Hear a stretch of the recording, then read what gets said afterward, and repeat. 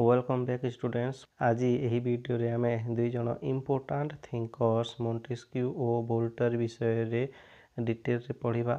यही फिलोसोफर माने प्रकृत रे कौन कहिथिले, सेमानंक आइडिया कौन थिला एवं सेमानंक थॉट्स फ्रेंच रिवोल्यूशन को किपरि इन्फ्लुएंस करथिला से सब को आज आमे देखिबा। चलंतु प्रथमे जानिबा मोंटेस्क्यू विषय रे। मोंटेस्क्यू 1699 मसीह फ्रांस रो बर्डियोस रे जन्म होइथिले। तांकर प्रकृत नाम थिला चार्ली लुइस डी सेकेंडर। से एक एरिस्टोक्रेटिक फैमिली अर्थात अभिजात परिवार रे जन्म होइथिले। तांका बापा पेशारे जणे प्रसिद्ध जज थिले, किंतु 1713 मसीह तांका बापांकर मृत्यु होला परे तांकर uncle Baron de Montesquieu Charlie Louis de Secondat को दायित्व नेले। परे 1716 मसीह बैरन डी मोंटेस्क्यू का मध्य मृत्यु होला एवं से निजर संपत्ति डी सेकेंडर को पाई छाड़ी गले। परवर्ती समय रे डी सेकेंडर मोंटेस्क्यू नाम रे प्रसिद्ध हेले। सांग माने एबे गोटे इंटरेस्टिंग कथा देखंतु। मोंटेस्क्यू लॉ रो स्टूडेंट थिले, किंतु तांकर इंटरेस्ट केवल लॉ रे ही सीमित नथिला। से नेचुरल साइंस प्रति मध्य बहुत आग्रही थिले। से बोर्डेक्स एकेडमी और फ्रेंच एकेडमी ऑफ साइंस रो मेंबर मध्य होइथिले।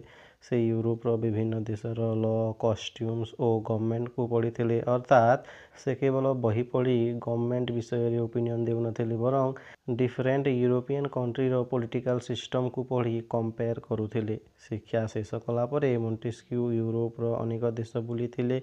यही ट्रेवल समय रे से डिफरेंट पॉलिटिकल सिस्टम को निकटरू ऑब्जर्व करिवार सुजोग पाइथिले। से जेते भी देश बुलीथिले से सबु देश मध्यरु इंग्लैंड रो कॉन्स्टिट्यूशनल मोनार्की तांकु सबुठारु अधिक इन्फ्लुएंस करिथिला। इंग्लैंड रो पॉलिटिकल सिस्टम को देखि से बुझिथिले जे गवर्नमेंट रो पावर को लिमिट करिबा एवं नागरिक मानक स्वाधीनता को प्रोटेक्ट करि हेबो। सेतिपाई Montesquieu divine right of kings theory को कंप्लीटली रिजेक्ट करिथिले एवं फ्रांस रे कॉन्स्टिट्यूशनल गवर्नमेंट स्थापन करिबा पई अभियान चलाइथिले। सांग माने आमे डिवाइन राइट ऑफ किंग्स को प्रथम चैप्टर रे बुझी सारिछु। तो मते कमेंट रे कह जे यार अर्थ कौन। मोंटेस्क्यू डिवाइन राइट आइडिया को ग्रहण करि नथिले। तांकर मत थिला जे पॉलिटिकल पावर अनलिमिटेड हेबा उचित नुहे।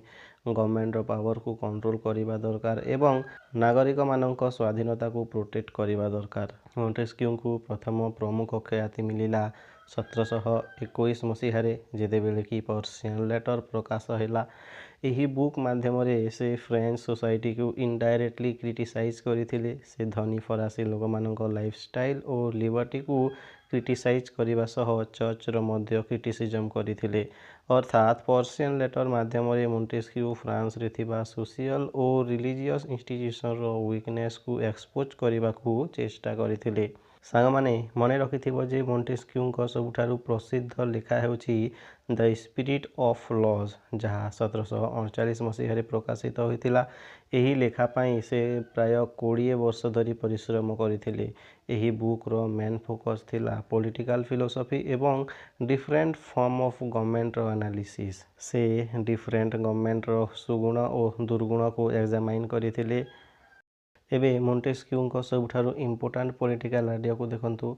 तांकर सबुठारु इम्पोर्टाट पॉलिटिकल आइडिया हेउची सेपरेशन ऑफ पावर। मोंटेस्क्यू को मतरे गवर्नमेंट रो सबु पावर गोटे पर्सन किंबा गोटे इंस्टीट्यूशन पाखरे रहिबा उचित नुहे। जदि सबु पावर गोटे स्थान रे कनसेंट्रेटेड हेकी रही जाए तेबे क्षमतार अपव्यवहार और स्वेच्छाचार पॉसिबिलिटी बढ़ी जाए। जदि जड़े लोक पाखरे सबु शक्ति रही जीवो तेबे से निज मन इच्छा रे से शक्तिर व्यवहार करिवो। सेतिपाई मोंटेस्क्यू गवर्नमेंट रो पावर को तीनोटी एजेंसी मध्य रे भाग करिथिले। एही तीनोटी हेउची लेजिस्लेटिव, एग्जीक्यूटिव और जुडिशियरी। लेजिस्लेटिव रो काम हेउची लॉ तैयारी करिबा, अर्थात से आईन बनैबो। एग्जीक्यूटिव रो काम हेउची लॉ को कार्यकारी करिबा बा आईन लागू करिबा एवं जुडिशियरी रो काम हेउची आईन रो इंटरप्रिटेशन करिबा और जस्टिस प्रोवाइड करिबा। एही पावर को सेपरेट रखिले गोटे इंस्टीट्यूशन पाखरे अनलिमिटेड पावर रहिबो नाही। ସାଙ୍ଗମାନେ ଏଠାରେ ଆଉ ଗୋଟିଏ ଇମ୍ପୋର୍ଟାଣ୍ଟ କନସେପ୍ଟ ଆସୁଛି ଚେକ୍ ଆଣ୍ଡ ବାଲାନ୍ସ। ସରଳ ଭାଷାରେ କହିଲେ ଏହାର ଅର୍ଥ ହେଉଛି ଗୋଟିଏ ପାୱାରକୁ ଅନ୍ୟ ପାୱାର କଣ୍ଟ୍ରୋଲ କରିବ। ପାୱାର ସୁଡ୍ ଚେକ୍ ପାୱାର, ଅର୍ଥାତ୍ କୌଣସି ବ୍ୟକ୍ତିଙ୍କ ପାଖରେ ସମ୍ପୂର୍ଣ୍ଣ କ୍ଷମତା ରହିବା ଉଚିତ ନୁହେଁ। ଅନ୍ୟ ଶକ୍ତିଗୁଡ଼ିକ ଏହାକୁ ନିୟନ୍ତ୍ରଣ କରିବା ଉଚିତ। ଏହାଦ୍ୱାରା କ'ଣ ହେବ ନା ଗଭର୍ଣ୍ଣମେଣ୍ଟରେ ବାଲାନ୍ସ ରହିବ ଏବଂ ନାଗରିକମାନଙ୍କ ସ୍ୱାଧୀନତା ବେଟର ପ୍ରୋଟେକ୍ଟେଡ୍ ହେଇକି ରହିପାରିବ। Historian CD. ହେଜେନ୍ ମଧ୍ୟ ମୋଣ୍ଟେସ୍କ୍ୟୁଙ୍କୁ ବହୁତ ପ୍ରଶଂସା କରିଥିଲେ। ତାଙ୍କ ମତରେ ମୋଣ୍ଟେସ୍କ୍ୟୁ ଜଣେ ସିରିୟସ୍ ଓ ଶିକ୍ଷିତ ଜଜ୍ ଥିଲେ, ଯିଏ ଇଲିଜେଣ୍ଟ ଲାଙ୍ଗୁଏଜରେ ଦ ସ୍ପିରିଟ୍ ଅଫ୍ ଲ ଲେଖିଥିଲେ। ସାଙ୍ଗମାନେ, ଇଲିଜେଣ୍ଟ ଲାଙ୍ଗୁଏଜର ଅର୍ଥ ହେଉଛି କମ୍ପ୍ୟୁଟର ଲାଙ୍ଗୁଏଜ, ଯେଉଁ ଭାଷାରେ କି ପାଇଥନ୍, ଜାଭା, C++ ଶିଖାଯାଏ। ଏହି ଲାଙ୍ଗୁଏଜରେ ସେ ଆଇନ ଲେଖିଥିଲେ। ହେଜେନଙ୍କ ମତରେ ଏହି ବୁକ୍ ୱିଜଡମ୍ର ଏକ ଇମ୍ପୋର୍ଟାଣ୍ଟ ଷ୍ଟୋର ହାଉସ୍ ଥିଲା ଏବଂ ଫ୍ରାନ୍ସ ସହିତ ୟୁରୋପର ଅନ୍ୟ ଅଞ୍ଚଳରେ ମଧ୍ୟ ଥଟ୍, ଡିସ୍କସନ୍ ଓ ଆକ୍ସନକୁ ଉତ୍ତେଜିତ କରିଥିଲା। ସାଙ୍ଗମାନେ, ଏବେ ଫ୍ରାନ୍ସର ପଲିଟିକାଲ ସିଚୁଏସନକୁ ମୋଣ୍ଟେସ୍କ୍ୟୁଙ୍କ ପଏଣ୍ଟ ଅଫ୍ ଭ୍ୟୁରୁ ବୁଝିବା। ମୋଣ୍ଟେସ୍କ୍ୟୁଙ୍କ ମତରେ ଫ୍ରାନ୍ସରେ ପାୱାର ଅଧିକ ସେଣ୍ଟ୍ରାଲାଇଜ୍ ଥିଲା ଓ ଫରାସୀ ରାଜାଙ୍କ ହାତରେ କନସେଣ୍ଟ୍ରେଟେଡ୍ ହେଇକି ରହିଥିଲା। ରାଜା ଡିଭାଇନ୍ ରାଇଟ୍ ଅଫ୍ କିଙ୍ଗସିପ୍ ପଲିସିକୁ ଫଲୋ କରୁଥିଲେ ଏବଂ ଆଡମିନିଷ୍ଟ୍ରେସନ ଉପରେ ମୋନୋପୋଲି ମେଣ୍ଟେନ୍ କରୁଥିଲେ। ମୋଣ୍ଟେସ୍କ୍ୟୁଙ୍କୁ ଏହି କନସେଣ୍ଟ୍ରେସନ୍ ଅଫ୍ ପାୱାର ବିପଦପୂର୍ଣ୍ଣ ଲାଗୁଥିଲା, ତେଣୁ ସେ ଷ୍ଟ୍ରଙ୍ଗଲି ସେପାରେସନ୍ ଅଫ୍ ପାୱାର ଓ ଚେକ୍ ଆଣ୍ଡ ବାଲାନ୍ସକୁ ସପୋର୍ଟ କରୁଥିଲେ। ସେ କନଷ୍ଟିଚ୍ୟୁସନାଲ ମୋନାର୍କିର ସପୋର୍ଟର ଥିଲେ ଏବଂ ଏହା ପାଇଁ ବ୍ରିଟିଶ ଫର୍ମ ଅଫ୍ ଗଭର୍ଣ୍ଣମେଣ୍ଟର ଏକ୍ସାମ୍ପଲ ଦେଉଥିଲେ। ତାଙ୍କ ମତରେ ଇଂଲିଶ ଗଭର୍ଣ୍ଣମେଣ୍ଟ ଓଭରଅଲ୍ ଭଲ ଥିଲା କାରଣ ଏହା ସିଟିଜେନଙ୍କ ପର୍ସନାଲ ଲିବର୍ଟିକୁ ଗ୍ୟାରେଣ୍ଟି କରୁଥିଲା। ତାଙ୍କ ଅନୁସାରେ ଇଂଲଣ୍ଡର ମୋନାର୍କି ପାୱାରରେ ଲିମିଟେଡ୍ ଥିଲା, ଅର୍ଥାତ୍ ଇଂଲଣ୍ଡରେ ମୋନାର୍କିର ପାୱାରକୁ କେବଳ ରାଜାଙ୍କ ହାତରେ ରଖାଯାଇନଥିଲା ଏବଂ ଏହା ଇଂଲଣ୍ଡର ଲୋକମାନଙ୍କ ପ୍ରତିନିଧିତ୍ୱ କରୁଥିବା ଏକ ସଭା ଦ୍ୱାରା ନିୟନ୍ତ୍ରିତ ହେଇକି ଚାଲୁଥିଲା। ସାଙ୍ଗମାନେ, ଏବେ ଆସିବା ଫ୍ରେଞ୍ଚ ରିଭଲ୍ୟୁସନର ଅନ୍ୟ ଜଣେ ବହୁତ ଇମ୍ପୋର୍ଟାଣ୍ଟ ଇଣ୍ଟେଲେକ୍ଚୁଆଲ ଭୋଲ୍ଟେରଙ୍କ ପାଖକୁ। ଯଦି ମୋଣ୍ଟେସ୍କ୍ୟୁଙ୍କୁ ଆମେ ସେପାରେସନ୍ ଅଫ୍ ପାୱାର ଓ କନଷ୍ଟିଚ୍ୟୁସନାଲ ମୋନାର୍କି ପାଇଁ ମନେ ରଖୁ, ତେବେ ଭୋଲ୍ଟେରଙ୍କୁ ଆମେ mainly individual freedom, freedom of thought, religious tolerance ଓ କ୍ୟାଥୋଲିକ୍ ଚର୍ଚ୍ଚର କ୍ରିଟିସିଜମ୍ ପାଇଁ ମନେ ରଖିବା। ଭୋଲ୍ଟେର ୟୁରୋପିଆନ୍ ଇଣ୍ଟେଲେକ୍ଚୁଆଲିଷ୍ଟର ଜଣେ ବହୁତ ଇନଫ୍ଲୁଏନ୍ସିଆଲ ଥିଙ୍କର ଥିଲେ। ତାଙ୍କ ଜନ୍ମ 21 ନଭେମ୍ବର 1694ରେ ପ୍ୟାରିସର ଏକ ମିଡିଲ କ୍ଲାସ ଫ୍ୟାମିଲିରେ ହୋଇଥିଲା। ତାଙ୍କର ଜନ୍ମ ନାମ ଥିଲା ଫ୍ରାଙ୍କୁଇସ୍ ମେରୀ ଏରଟ୍। ପରେ ସେ ଭୋଲ୍ଟେର ନାମରେ ପ୍ରସିଦ୍ଧ ହୋଇଥିଲେ। କ୍ୟାରିୟରର ଆରମ୍ଭରୁ ଭୋଲ୍ଟେରଙ୍କର ପୋଏଟ୍ରି ପ୍ରତି ବହୁତ ଇଣ୍ଟରେଷ୍ଟ ଥିଲା। ସେ ଗଭର୍ଣ୍ଣମେଣ୍ଟର ଇଭିଲ୍ ଓ ତ୍ରୁଟି ବିରୋଧରେ ବ୍ୟଙ୍ଗାତ୍ମକ ଲେଖା ଗୁଡ଼ିକ ଲେଖୁଥିଲେ ବା ସେଟିରିକାଲ ଆର୍ଟିକଲ୍ସ ଲେଖୁଥିଲେ। ଗ୍ରାଜୁଏଲି ସେ ଜଣେ ସକ୍ସେସ୍ ପୋଏଟ୍, ହିଷ୍ଟୋରିଆନ୍, ଡ୍ରାମାଟିଷ୍ଟ ଓ ସାଇଣ୍ଟିଷ୍ଟ ଭାବେ ନିଜକୁ ଇଷ୍ଟାବ୍ଲାଇଜ୍ କରିଥିଲେ। ସେ ମାତ୍ର 23 ବର୍ଷ ବୟସରେ ଫେମସ୍ ହୋଇଯାଇଥିଲେ ଏବଂ 84 ବର୍ଷ ବୟସରେ ତାଙ୍କର ମୃତ୍ୟୁ ମଧ୍ୟ ହୋଇଯାଇଥିଲା। ତାଙ୍କ ଏକ୍ସଟ୍ରାଅର୍ଡିନାରୀ ପପୁଲାରିଟି ପାଇଁ ଲୋକେ ତାଙ୍କୁ କିଙ୍ଗ ଭୋଲ୍ଟେର ଭାବରେ ସମ୍ବୋଧନ କରୁଥିଲେ। ବନ୍ଧୁଗଣ, ତୁମେ ମନେ ରଖିଥିବ ଯେ ଭୋଲ୍ଟେରଙ୍କର ଥିଙ୍କିଂର ସବୁଠାରୁ ଇମ୍ପୋର୍ଟାଣ୍ଟ ପଏଣ୍ଟ ହେଉଛି ଇଣ୍ଡିଭିଜୁଆଲ ଫ୍ରିଡମ୍। ଭୋଲ୍ଟେର ଇଣ୍ଡିଭିଜୁଆଲ ଫ୍ରିଡମ୍ର ଜଣେ ମହାନ ସପୋର୍ଟର ଥିଲେ। ନିଜ ଲେଖା ମାଧ୍ୟମରେ ସେ କ୍ୟାଥୋଲିକ୍ ଚର୍ଚ୍ଚ ଓ ଅର୍ଥୋଡକ୍ସ ପଲିଟିକାଲ ଇନଷ୍ଟିଟ୍ୟୁସନର ଇଭିଲକୁ ଏକ୍ସପୋଜ କରିଥିଲେ। ଚର୍ଚ୍ଚ ବିଷୟରେ ଭୋଲ୍ଟେରଙ୍କ କ୍ରିଟିସିଜମ୍ ବହୁତ ଷ୍ଟ୍ରଙ୍ଗ ଥିଲା। ସେ ଚର୍ଚ୍ଚକୁ ଏକ ପ୍ରିଭିଲେଜ ନ୍ୟୁସେନ୍ସ, ଅନ୍ଧବିଶ୍ୱାସର ମନୁମେଣ୍ଟ ଓ ସୁପରଷ୍ଟିସନର ଡେନ୍ ବୋଲି କ୍ରିଟିସାଇଜ୍ କରିଥିଲେ। ସେ ରିଲିଜିୟସ୍ ଇଣ୍ଟଲେରାନ୍ସ ଓ ସୁପରଷ୍ଟିସନ ବିରୋଧରେ ଲୋକମାନଙ୍କୁ ସ୍ୱର ଉଠାଇବା ପାଇଁ ଇନକରେଜ କରିଥିଲେ। କିନ୍ତୁ ସାଙ୍ଗମାନେ, ଏହି କ୍ରିଟିସିଜମ୍ ପାଇଁ ଭୋଲ୍ଟେରଙ୍କୁ ଏହାର ପରିଣାମ ମଧ୍ୟ ଭୋଗିବାକୁ ପଡ଼ିଥିଲା। 1717 ମସିହାରେ ତାଙ୍କୁ ବେଷ୍ଟାଇଲ୍ କାରାଗାରକୁ ପଠାଯାଇଥିଲା, ଯେଉଁଠାରେ ସେ 11 ମାସ ରହିଥିଲେ। କିନ୍ତୁ କାରାବାସ ମଧ୍ୟ ତାଙ୍କ ଲେଖାକୁ ଅଟକାଇ ପାରିଲା ନାହିଁ। ବେଷ୍ଟାଇଲ୍ର କାରାବାସ ସମୟରେ ସେ ଓଡ଼ିପି ନାମକ ଏକ ପୁସ୍ତକ ଲେଖିଥିଲେ, ଯାହା ତାଙ୍କର ପ୍ରଥମ ମେଜର ଥିଏଟ୍ରିକାଲ ସକ୍ସେସ୍ ହୋଇଥିଲା। ଏହି ସମୟରେ ସେ ନିଜର ଲେଖକ ନାମ ଭୋଲ୍ଟେର ମଧ୍ୟ ଗ୍ରହଣ କରିଥିଲେ। ଓଡ଼ିପି ତାଙ୍କୁ ଖ୍ୟାତି ଓ ରାଜପରିବାରଙ୍କଠାରୁ ପେନସନ୍ ମଧ୍ୟ ଦେଇଥିଲା। ସେ ହେନରୀ ଫୋର୍ଥଙ୍କ ଉପରେ ଏକ ଇପିକ୍ ପୋଏମ୍ ଲେଖିବାର କାମ ମଧ୍ୟ କରିଥିଲେ, ଯାହା ହେନରେଡ୍ ନାମରେ ପରିଚିତ ହେଇକି ଥିଲା। ବନ୍ଧୁଗଣ, ଏବେ ଆମେ ଭୋଲ୍ଟେରଙ୍କ ଇଣ୍ଟେଲେକ୍ଚୁଆଲ ଡେଭଲପମେଣ୍ଟରେ ଇଂଲଣ୍ଡର ରୋଲକୁ ବୁଝିବା। ଭୋଲ୍ଟେର୍ ୟୁରୋପର ଅନେକ ଦେଶ ବୁଲିଥିଲେ, କିନ୍ତୁ ସେ ଇଂଲଣ୍ଡରେ ସବୁଠାରୁ ଅଧିକ ପ୍ରଭାବିତ ହୋଇଥିଲେ। ଇଂଲଣ୍ଡରେ ସେ ଫେମସ୍ ଇଂଲିଶ ଥିଙ୍କର ଜନ୍ ଲୋକେଙ୍କ ଆଇଡ଼ିଆ ସହ ପରିଚିତ ହୋଇଥିଲେ ଏବଂ ଜନ୍ ଲୋକେଙ୍କ ଫିଲୋସଫିରୁ ଇନଫ୍ଲୁଏନ୍ସ ବି ହୋଇଥିଲେ। ସେ ଫେମସ୍ ମ୍ୟାଥମେଟିସିଆନ୍ ଓ ସାଇଣ୍ଟିଷ୍ଟ ସାର୍ ଆଇଜାକ୍ ନ୍ୟୁଟନଙ୍କୁ ମଧ୍ୟ ଭେଟିଥିଲେ। ଇଂଲଣ୍ଡରେ ଭୋଲ୍ଟେର୍ କନଷ୍ଟିଚ୍ୟୁସନାଲ ମୋନାର୍କି ଓ ରିଲିଜିୟସ୍ ଟଲେରାନ୍ସକୁ ପଢ଼ିଥିଲେ। ସେ ଇଂଲଣ୍ଡର ଫ୍ରିଡମ୍ ଅଫ୍ ଥଟ୍ ଦ୍ୱାରା ଡିପଲି ଇମ୍ପ୍ରେସ୍ ହୋଇଥିଲେ। ସେଠାରେ ପଲିଟିକାଲ ସିଷ୍ଟମ୍, ରିଲିଜିୟସ୍ ଟଲେରାନ୍ସ ଓ ସାଇଣ୍ଟିଫିକ୍ ଡେଭଲପମେଣ୍ଟକୁ ଦେଖି ସେ ଫ୍ରାନ୍ସ ସହ ତୁଳନା କରିଥିଲେ। ଇଂଲଣ୍ଡରେ ସେ ତାଙ୍କର first historical work a history of Charles twelve of Sweden ଲେଖିଥିଲେ। ପରେ ଇଂଲଣ୍ଡର ଇଣ୍ଟେଲେକ୍ଚୁଆଲ ଇନଭାଇରନମେଣ୍ଟକୁ ଡିସ୍କ୍ରାଇବ୍ କରିବା ପାଇଁ ସେ ଲେଟର କନସର୍ନିଂ ଦ ଇଂଲିଶ ନେସନ୍ ଲେଖିଥିଲେ। ଏହି ଲେଖାରେ ସେ ଇଂଲଣ୍ଡର ଇନଲାଇଟେଣ୍ଡ ଥଟ୍, ଫିଲୋସଫି ଓ ସାଇଣ୍ଟିଫିକ୍ ଡେଭଲପମେଣ୍ଟକୁ ଏକ୍ସପ୍ଲେନ୍ କରିଥିଲେ। ଭୋଲ୍ଟେରଙ୍କ ଦୃଷ୍ଟିରେ ଇଂଲଣ୍ଡ ଏପରି ଏକ ଦେଶ ଥିଲା ଯେଉଁଠାରେ opinion was free and government was constitutional, ଅର୍ଥାତ୍ ଜନସାଧାରଣଙ୍କୁ ନିଜର ମତାମତ ପ୍ରକାଶ କରିବାର ସ୍ୱାଧୀନତା ଥିଲା ଏବଂ ସରକାର ସମ୍ବିଧାନ ଦ୍ୱାରା ନିର୍ଦ୍ଧାରିତ ନିୟମ ଅନୁସାରେ ଚାଲୁଥିଲା।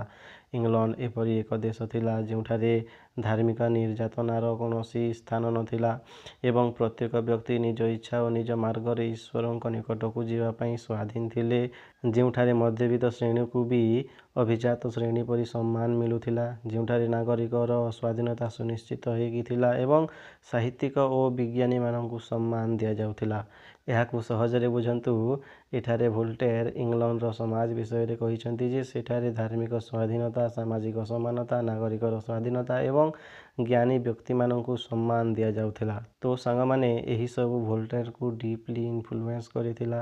ଫ୍ରାନ୍ସରେ ଯେତେବେଳେ ଅର୍ଥୋଡକ୍ସ ପଲିଟିକାଲ ଓ ରିଲିଜିୟସ୍ ଇନଷ୍ଟିଚ୍ୟୁସନକୁ କ୍ରିଟିସିଜମ୍ କରାଯାଉଥିଲା, ଭୋଲ୍ଟେର୍ ଇଂଲଣ୍ଡରେ ଏକ କମ୍ପାରେଟିଭଲି ଫ୍ରି ପଲିଟିକାଲ ଓ ଇଣ୍ଟେଲେକ୍ଚୁଆଲ ଇନଭାଇରନମେଣ୍ଟ ଦେଖିଥିଲେ। ତେଣୁ ଇଂଲଣ୍ଡ ତାଙ୍କ ପଲିଟିକାଲ ଓ ଇଣ୍ଟେଲେକ୍ଚୁଆଲ ଥିଙ୍କିଂରେ ଇମ୍ପୋର୍ଟାଣ୍ଟ ଇନଫ୍ଲୁଏନ୍ସ ପକାଇଥିଲା। ଇଂଲଣ୍ଡରୁ ଫେରିବା ପରେ ଭୋଲ୍ଟେର୍ ଫ୍ରାନ୍ସରେ ନିଜ ଲେଖା ଜାରି ରଖିଥିଲେ। ସେ ଅନେକ ଇମ୍ପୋର୍ଟାଣ୍ଟ ପୁସ୍ତକ ଲେଖିଥିଲେ। ଏଥିରେ ବ୍ରୁଟସ୍, ଯାହା 1730ରେ ପବ୍ଲିଶ ହେଲା, ଜେନେଲ୍, ଯାହା 1732ରେ ପବ୍ଲିଶ ହେଲା, essay on manners and spirit of nations 1756ରେ ପବ୍ଲିଶ ହେଲା, ଫିଲୋସଫିକାଲ ଡିକ୍ସନାରୀ 1764ରେ ପବ୍ଲିଶ ହେଲା ଏବଂ ଟ୍ରିଟିଜ୍ ଅନ୍ ଟଲେରାନ୍ସ ଏହିସବୁ ଇମ୍ପୋର୍ଟାଣ୍ଟ ବୁକ୍ ଥିଲା। ଏହି ଲେଖା ମାଧ୍ୟମରେ ସେ ଫିଲୋସଫିକାଲ, ସୋସିଆଲ ଏଣ୍ଡ ରିଲିଜିୟସ୍ ଆଇଡ଼ିଆକୁ ପପୁଲାରାଇଜ୍ କରିଥିଲେ। ଭୋଲ୍ଟେର୍ଙ୍କ ପର୍ସନାଲ ଲାଇଫରେ ମାଡାମ ଇମିଲି ଡୁ କ୍ୟାଟେଲେଟ୍ଙ୍କର ମଧ୍ୟ ଇମ୍ପୋର୍ଟାଣ୍ଟ ରୋଲ୍ ଥିଲା। ଦୁହେଁ ଲରେନ୍ର ସିରେଠାରେ ଏକାଠି ରହୁଥିଲେ। 1744ରେ ଭୋଲ୍ଟେର୍ ଏକାଡେମୀ ଫ୍ରାଞ୍ଚାଇଜ୍ରେ ଇଲେକ୍ଟେଡ୍ ହୋଇଥିଲେ, ଭୋଟ ଉଠିଥିଲେ। ଇଲିମିଙ୍କ ମୃତ୍ୟୁ ପରେ 1749ରେ ଭୋଲ୍ଟେର୍ ପ୍ରୁସିଆ ଯାଇ ଫ୍ରେଡେରିକ୍ ଦ ଗ୍ରେଟ୍ଙ୍କ ସହିତ ଭେଟ ସାକ୍ଷାତ କରିଥିଲେ। ପରେ ସେ ବର୍ଲିନର ପୋଟ୍ସଡାମ୍କୁ ଯାଇ ରହିଲେ, କିନ୍ତୁ 1753ରେ ଭୋଲ୍ଟେର୍ ପୋଟ୍ସଡାମ୍ ଛାଡ଼ିକି ଫ୍ରାନ୍ସକୁ ଫେରି ଆସିଥିଲେ।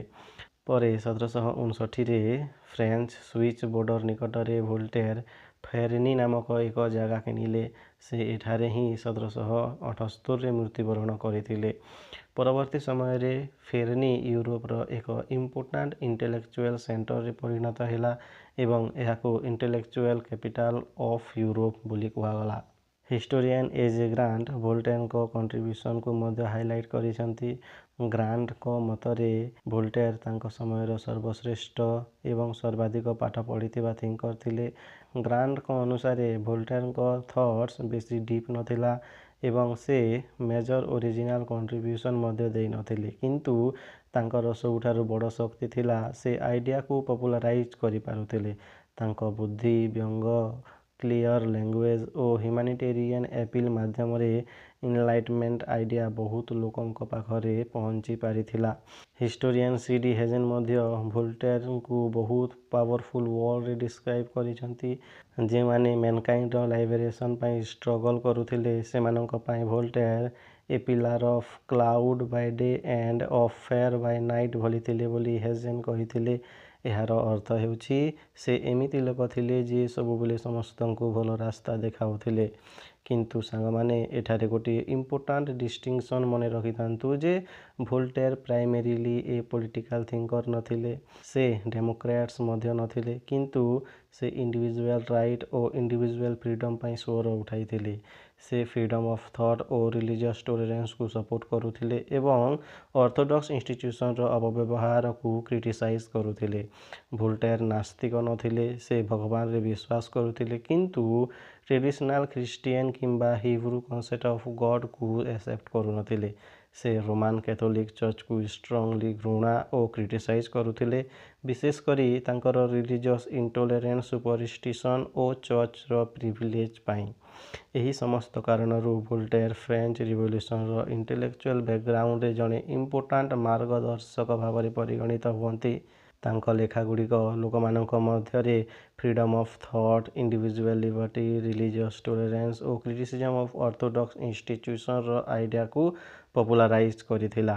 ଏହି ଇଣ୍ଟେଲେକ୍ଚୁଆଲ୍ ଆଟମସ୍ଫିୟର ପରେ ଫ୍ରେଞ୍ଚ ରିଭଲ୍ୟୁସନ୍ ପାଇଁ ଏକ ଇମ୍ପୋର୍ଟାଣ୍ଟ ଆଇଡିଓଲୋଜିକାଲ୍ ଫାଉଣ୍ଡେସନ୍ ସୃଷ୍ଟି କରିଥିଲା।